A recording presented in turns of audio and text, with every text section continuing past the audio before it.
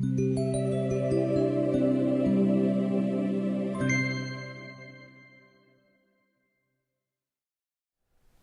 everybody, I'm John Self in New York, and this is Self Perspective, a weekly video with information and insight to help you manage your career. As we move toward the holiday season, Christmas is only a couple of days away, and as we look at the arrival of a new year, this is a wonderful time to sit back and reflect on where you are with your career. Are you in the job that you expect to keep for a while, or are there steps you need to take to get ready to go back into the market? What's the status of your career brand? Is it where it needs to be? Well, these are all important questions you need to ask. And as you start down that path, let me tell you this. The quality of resumes, which is a kind of a foundational document in your job search, they're not that good, which opens the door of opportunity for you. The second thing is candidates are coming to interviews and they're not really prepared. So that's another opportunity. If you hope to compete in the job market, you've got to have a killer resume and you've got to have a killer preparation to do a good job in the interview. There are three things in order to get to that point that I think you need to consider doing. First is you need to keep a journal. I've been talking about this for years, but it's a great way for you to record your accomplishments from 4 and 5 years ago. As you go through your career, you think you're going to remember all these issues and all these accomplishments and all the details, and you don't. And candidates struggle in the interview. We ask them, what was your biggest success? How did you define it? What were the metrics involved in that success? And they can't recall. If you can nail that, you elevate yourself above most of the other candidates in the job search.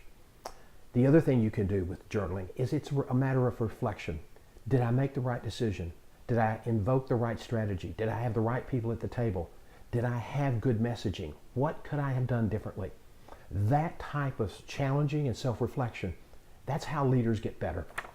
The third thing, and this is something I've only started doing in the last year, thanks to Johnny Parker, a great life coach in Washington, I journal gratitude. Every morning, I write down the 2, 3, 4, 5 things that I'm grateful for, and it makes a great difference in my day, and it lifts my spirits. So, journaling is the first thing you need to start doing in the new year to do a better job of managing your career. The second thing is be a prepared candidate. And what I mean is not just know a little bit about the business that you're interviewing with, but to come in and be prepared to tell your story, talking about the accomplishments you've made that will really appeal to that prospective employer and provide evidence, and talk in a joyful manner. Be upbeat about it because that's infectious.